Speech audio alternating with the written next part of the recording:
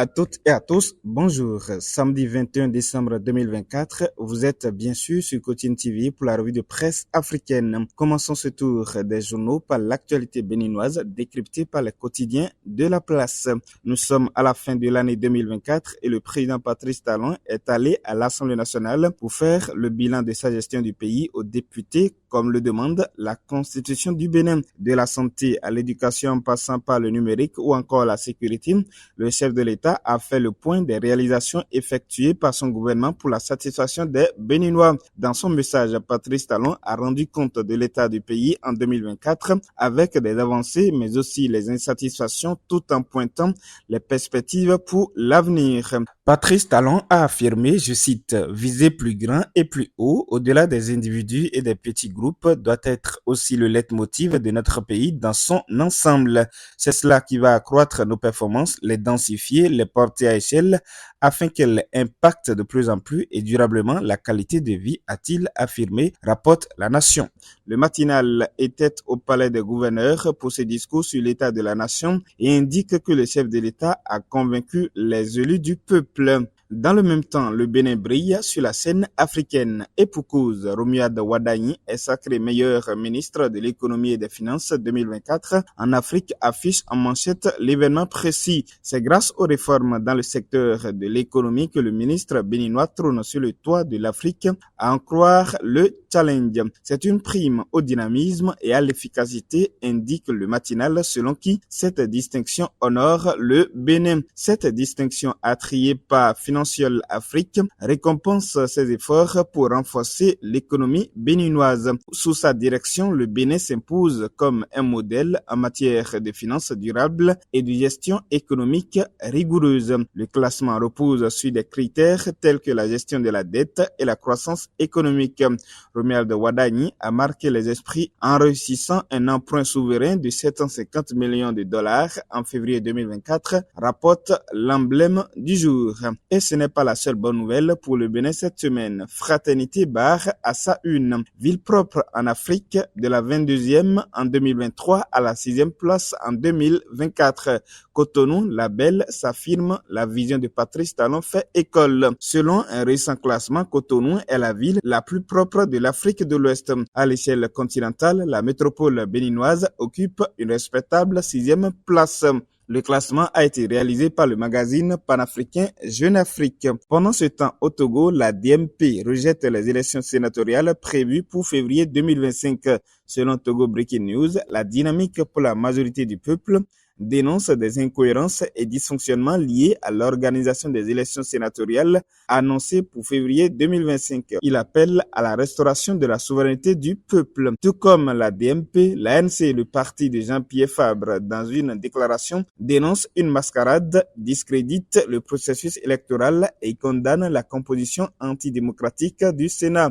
L'ANC exige des réformes structurelles et exhorte le peuple togolais a resté mobilisé et vigilant. Loin des guéguerres politiques, TogoFest nous informe que le Togo a accueilli cette semaine un forum de la zone de libre-échange continentale africaine sur le cadre réglementaire des services de transport. Les délégués et experts des États membres ont planché sur les stratégies à adopter pour lever les barrières freinant le transport de marchandises sur le continent. L'initiative ambitionne de faciliter les échanges, éliminer les barrières non tarifaires et créer un climat favorable à l'investissement et à l'innovation. La bataille de leadership entre Tidjane Thiam et Jean-Louis Billon au sein du Parti démocratique de Côte d'Ivoire fait la une de la plupart des journaux ivoiriens. En effet, par médias interposés, les deux barons du vieux parti ivoirien se sont livrés à des attaques l'un contre l'autre. La raison est toute simple. Tous les deux veulent être le candidat du parti en 2025. PDCRDA présidentielle 2025, l'opposition entre Billon et Thiam prend une nouvelle tournure, affiche le quotidien d'Abidjan.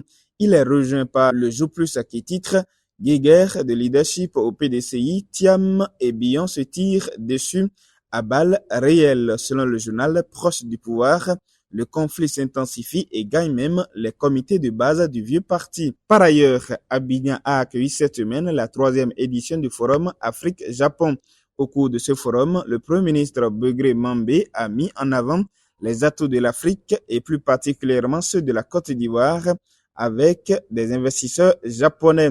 Le quotidien Fraternité Matin rapporte que l'événement a été marqué par la présentation des avantages du continent sous le titre « Begré Mambé présente les atouts du continent ». Cette démarche s'inscrit dans le cadre d'un renforcement des relations économiques entre la Côte d'Ivoire et le Japon. D'après Notre Voix, cet engagement se traduit par des actions concrètes destinées à promouvoir l'intégration économique et industrielle de l'Afrique. Vive la coopération Japon-Afrique, dira-t-on simplement. Au Sénégal, le bras de fer se poursuit entre le maire de Dakar et le pouvoir sénégalais.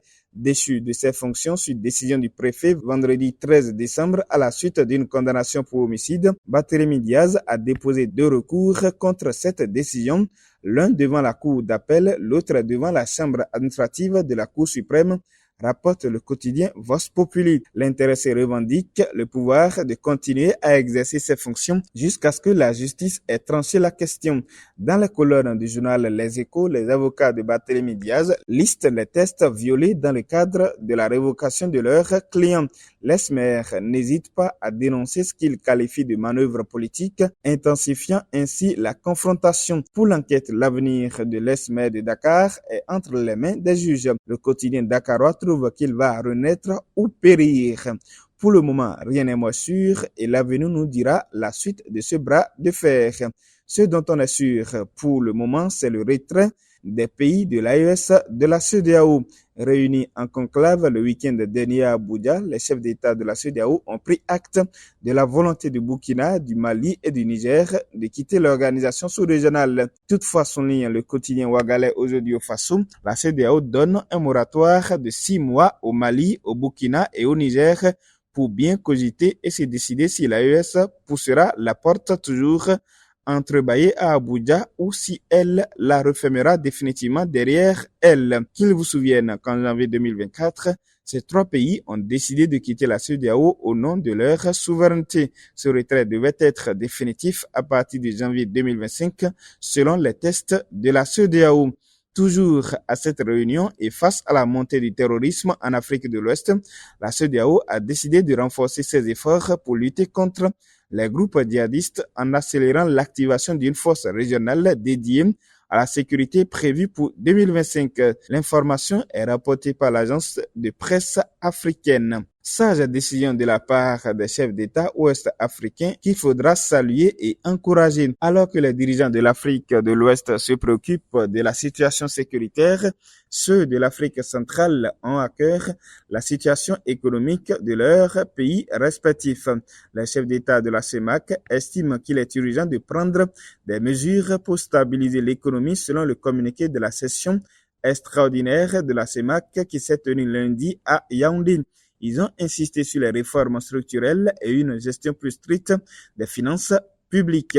Les chefs d'État du Cameroun, de la Centrafrique, du Congo, du Gabon, de la Guinée équatoriale et du Tchad ont convenu de l'importance de renforcer la consolidation budgétaire, de mettre en place une politique d'endettement plus stricte et de gérer de manière plus rigoureuse les risques bancaires et les revenus pétroliers. De l'économie, passons au sport. Lundi dernier, à Marrakech, au Maroc, Adebola Lookman a été couronné Ballon d'Or africain 2024 lors de la prestigieuse cérémonie des CAF Awards. L'attaquant nigérian qui évolue à l'Atlanta a triomphé dans une catégorie où la concurrence était particulièrement féroce. Il a devancé dans les votes le Guinéen Serou Guirassy, le Marocain Achraf Hakimi et l'Ivoirien Simon Adengra, succédant ainsi à son compatriote Victor Osimhen. On termine par les nouvelles du coaching intégral. L'intelligence de l'égrégore, c'est l'astuce partagée par le coach Pouillon cette semaine avec ses internautes. Entendez par égrégore l'agrégation des pensées de quelqu'un qui donne une puissance. Quand peut-on parler de l'intelligence de l'égrégore? Retrouvez les explications sur Coach Pouillon officiel. Retenez aussi qu'après Lomé, Coach Pouillon sera à Cotonou cette semaine pour les journées professionnelles du coaching de Cotonou. C'est un rendez-vous qu'il faudra prendre pour terminer cette année en toute beauté et commencer la nouvelle avec un état d'esprit nouveau. Clap de fin pour cette revue de presse africaine. À la présentation, Jérôme Wenceslas Kakpo avec la réalisation technique de Guy Yonofon. Merci de rester des nôtres et on se donne rendez-vous samedi prochain. D'ici là, prenez soin de vous.